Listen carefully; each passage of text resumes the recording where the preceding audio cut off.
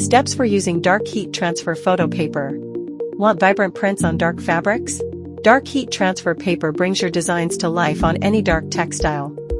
Designed for dark fabrics with a white opaque layer for bright, elastic, wash-resistant transfers. Step 1. Load the transfer paper blank side down.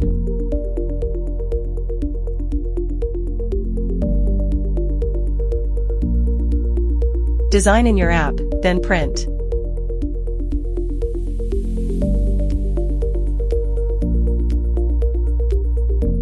Step 2. Cut out your design along the outline. Step 3. Peel off the backing paper. Step 4. Place design face up on fabric, then cover completely with the protective release liner to prevent scorching. Step 5. Heat press with settings for your fabric. Step 6. Cool for at least 10 seconds, then slowly peel the PET film. Cool fully, less than 40 degrees Celsius, to prevent tearing. Note: for dark fabrics only.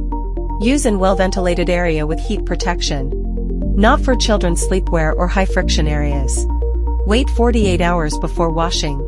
Turn inside out, wash gentle under 40 degrees Celsius, no bleach/softener, air dry.